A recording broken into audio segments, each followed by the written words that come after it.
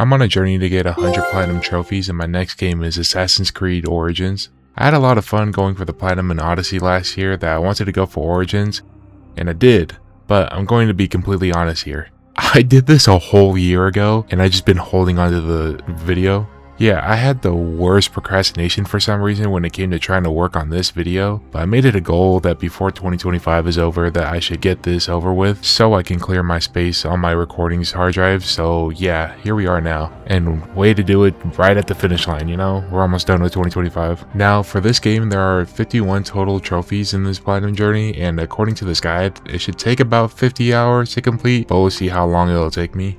And I'm gonna let you know now that there was a big pause in between the story because there was like a huge level gap between the missions. So I did take off and do some side missions, and like during this time I went crazy on side trophies, and I'm just gonna go over those after the main story. Because honestly, this just helps with the pacing, and there was too many in between. I think there was about like, I want to say maybe 20 if I'm counting it correctly off the top of my head. And when I was doing the leveling too with these trophies, it was mainly working towards the main trophy that's going to take the longest, and it's definitely the reason why that the guide said is it's going to be 50 hours to complete this. And it's the Old Habits trophy, and it's literally I have to complete every location in the game. So yeah, there's that to look forward to. Also, I feel like this trophy deserves to be a gold one instead of a silver because of how dreadful it is because of the size of the map. But yeah, with all that, let's jump right into things. Our journey begins with our main character Bayek, who is a Medjay from Siwa. I hope I'm pronouncing these right, so bear with me. And his main duty is to protect the people of the Ptolemaic kingdom during this time of the war between the pharaoh Ptolemy and his sister Queen Cleopatra. They're going to war over this throne while at the same time they're dealing with invasions from the Roman Empire who were under Caesar's rule at this time. Bayek swore himself on a hunt for the people that had kidnapped him and his son to an underground vault that the masked people thought that Bayek's son could open the door to the vault, but it ended with Bayek's son getting offed in front of him.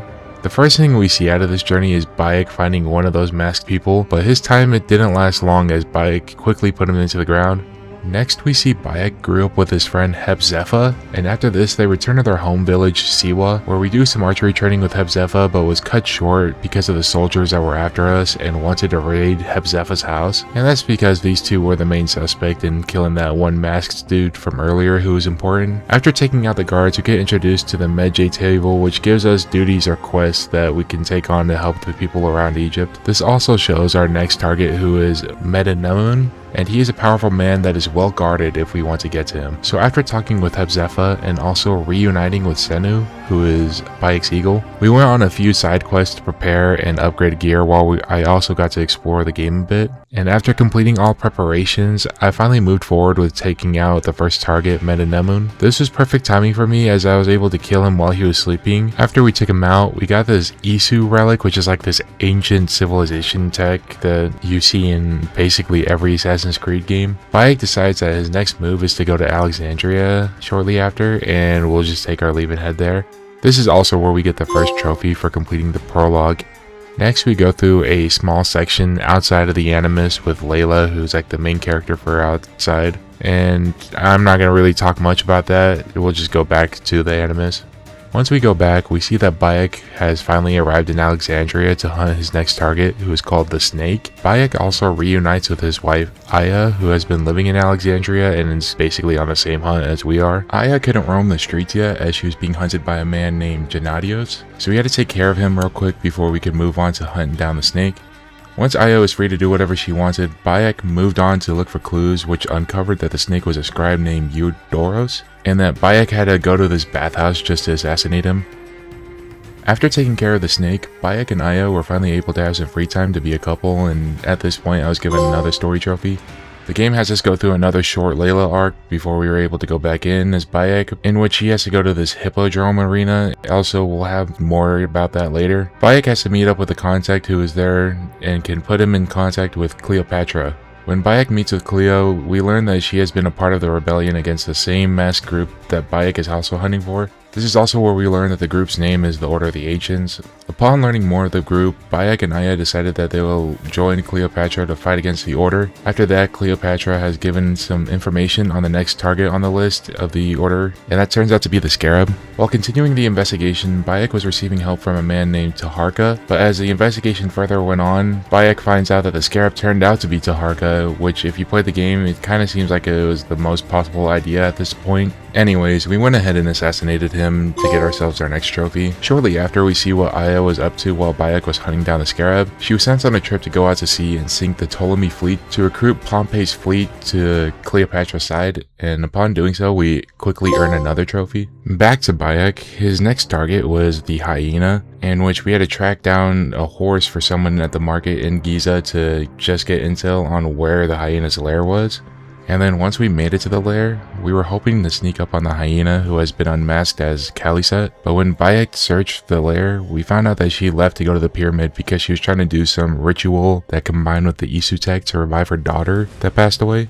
So after chasing her down and Bayek trying to tell her what she was doing was wrong, we ended up having to kill her and collecting another trophy for the story quest. The next stop for us was to head to Memphis to hunt down the next member, the Lizard. Bayek meets with an acquaintance, Pasher Ptah. He speaks to him to find out some more information about the Lizard, but Pash isn't really worried about that as much as he is worried about this Apis bull that is sick from a poisonous plague that has struck Memphis. And not only is the bull infected, but his wife is also infected and she's pregnant. And she's also on the verge of a miscarriage. So Bayek decides to check in with his wife at a seer's house to see what this curse is really about. While at the seer's house, Bayek and the group there perform some sort of ritual that ends up in a dream.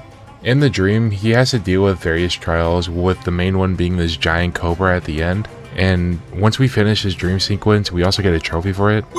After we woke up, we talked to the seer who was able to find out what the poison was and who was behind it. We found out that the lizard turned out to be a corrupt Anubis priest, and so we had to find him at the temple, which had a bunch of priests wearing the same thing, wearing a mask as well, so we had to find a distinct item on him to find out if he was the actual lizard or not. But once we found him and eliminated him, there was just a small cutscene before we got our trophy.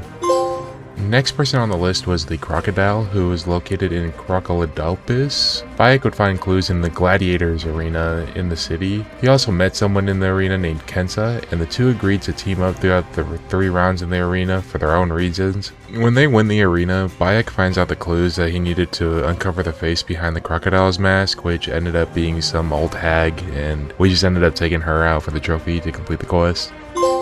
After taking care of Crocodile, Aya sends Bayek a letter notifying him of the last 2 members, the Jackal and the Scorpion, are both part of the Ptolemy's royal guard. Bayek heads back to meet with Cleopatra, and while they were conversing, Apollodorus, who works under Cleopatra, came back with one of the enemy soldiers who turned out to be the brother of the Jackal, and the Jackal turned out to be a man named Septimius, and he actually had a huge role in playing of Bayek and Aya's son's death. But moving on, Bayek had to go to a brothel to find out more information on Septimius' bodyguard Venator and his plan to take out Cleopatra. Soon after gathering the information, Bayek had to rush to find 3 people that are playing a role in the assassination attempt and take care of their 3 roles before making their way back to Cleopatra's palace. And when Bayek made it back, he had to fend off the attackers and also Venator, and this doesn't actually end well for Venator in the end.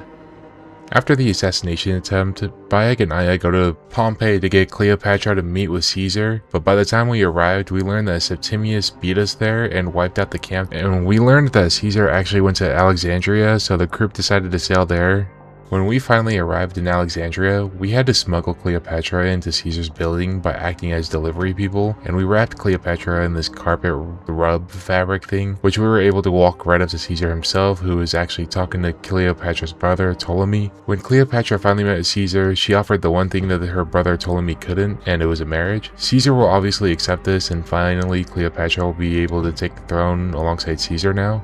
Shortly afterwards, we follow Aya as she is sent on a few errands to take care of, but the more important one is to rescue Caesar's emissaries. They ended up being captured by the Scorpion, who is revealed to be Pothinus, another member of the Order of Ancients. As we find one of the emissaries, he was about to tell us who the Scorpion was, but he passed out before we could get that answer, so Aya takes the emissary back to Caesar. While at Caesar's palace, Aya warns him that Septimius and the Scorpion have received orders from their boss, the Lion, but the Lion has ordered them to march onto Caesar's palace and the lighthouse to surround them so that they can end Cleopatra. Caesar begins war preparations by giving a task to Bayek and Aya. Aya's was that she had to go up to the top of the lighthouse to change the color of the light at the top to give the signal. And as she reaches the top of the tower, she's met with the man that is called the Guardian, who delays in her attempt to send the signal, but eventually we were able to light the fire anyways, and so it was kind of pointless. Bayek said he had to protect Caesar, and they had to ride a chariot down to the Nile, which in this universe, the biggest battle of this war happens here.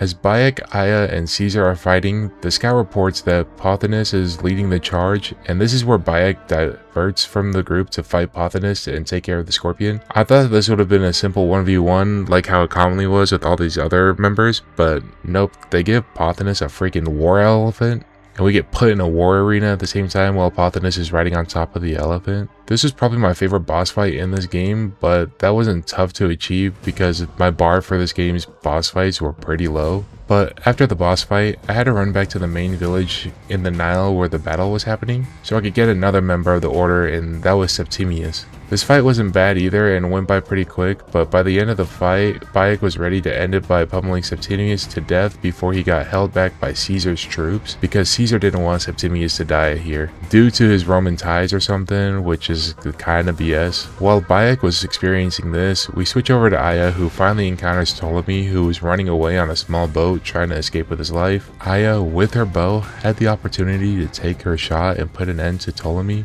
but didn't, as she decided to let the crocodiles take care of him, which closes the chapter of Ptolemy in the story of the game. Next, we see that 2 weeks have passed since the Battle of the Nile, and Cleopatra is standing side by side with Caesar, Apollodorus, and Septimius. We found out that we were betrayed, as Cleopatra just used us to get to her throne, and now is expecting us to leave Septimius unharmed. But obviously, we aren't going to listen to them and going to seek justice that these two deserve.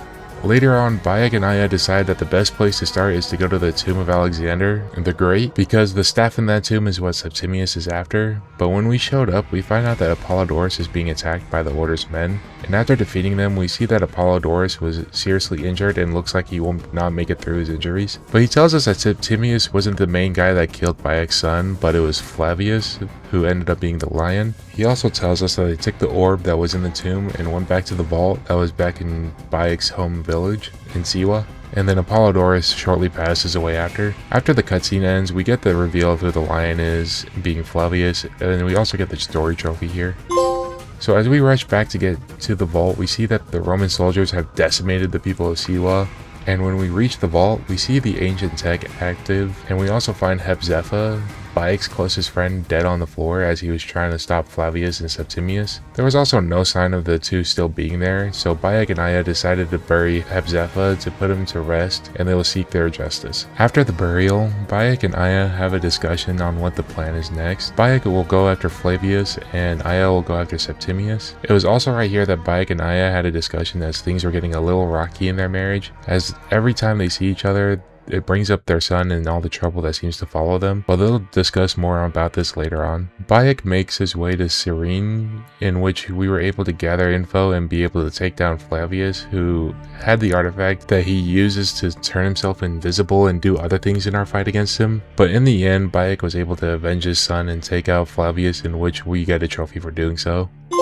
After taking out Flavius, we meet Aya in what would be their last meeting. They decide to give up on their marriage and their old life to start a new life dedicated to their group, which turns out to be the early stages of the Creed or the Brotherhood or whatever they call it. They do this because they realize they have to give their all in this new creed and give up everything they had from before.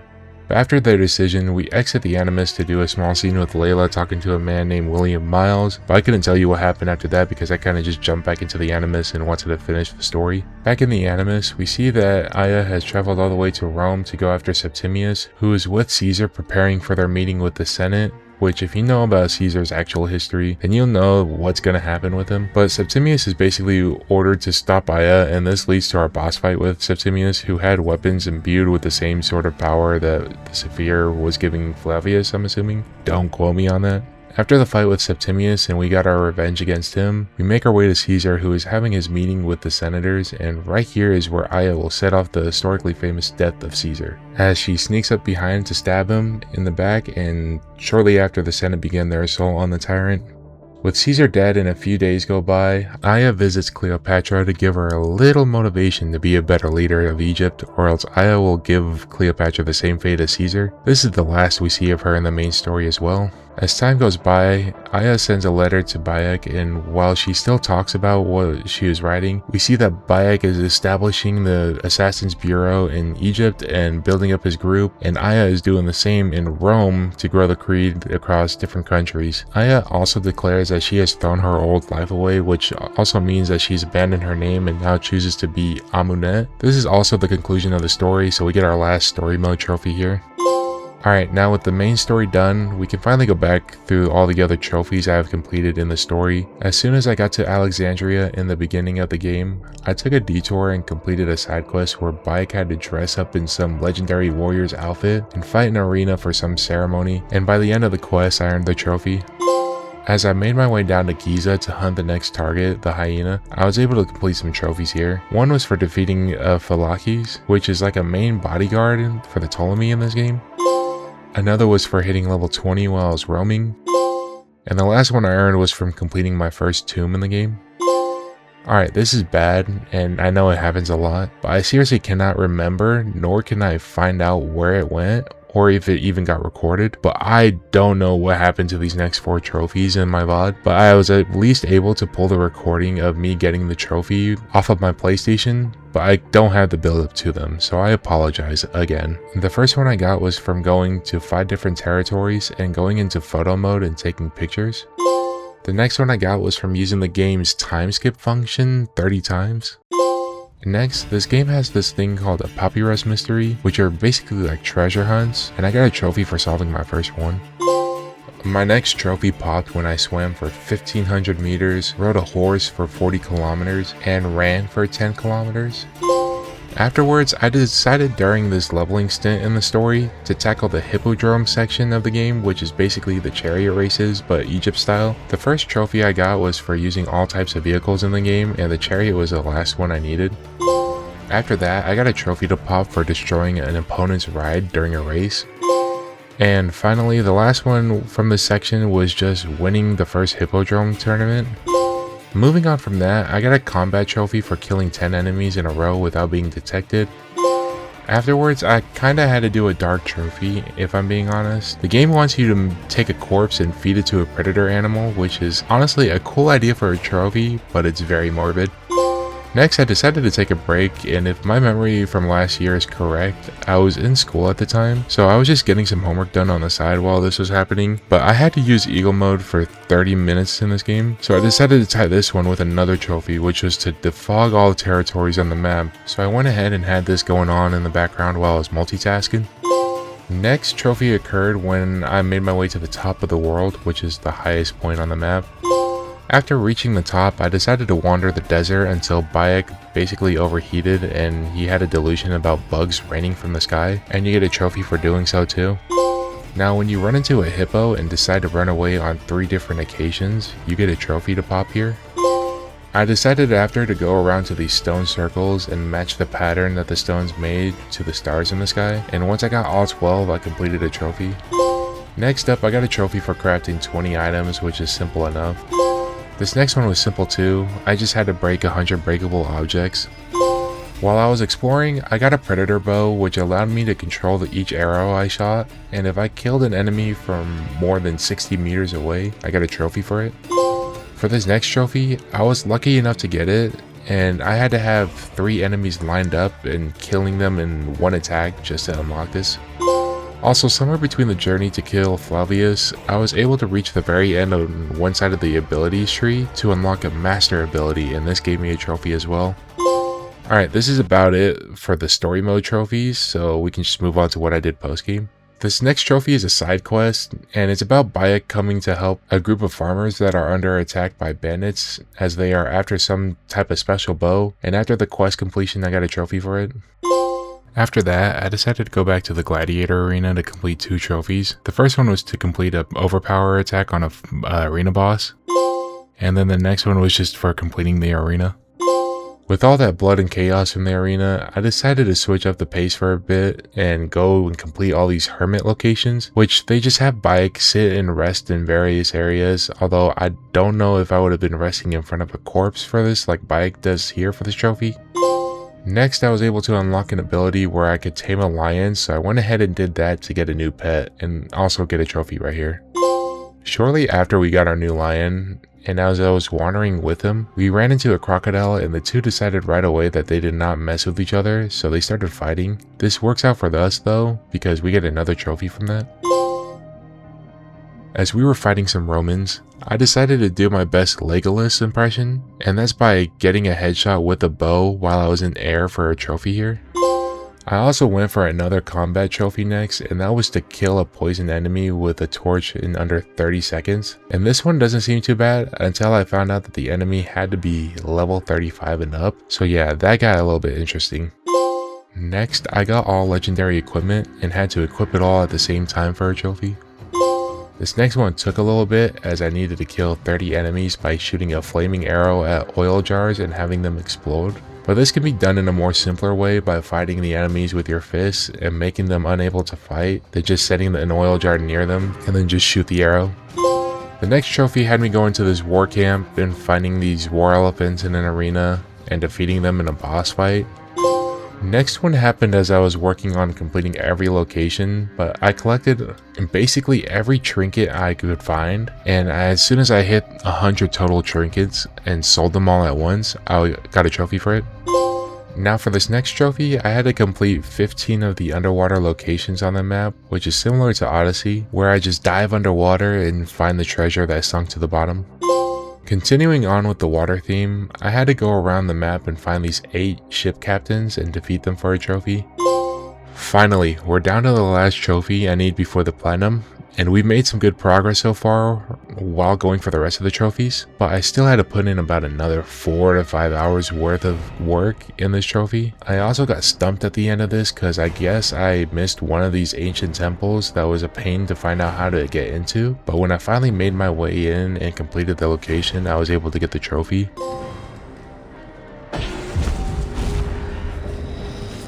Retransmission, segment 4, acquiring.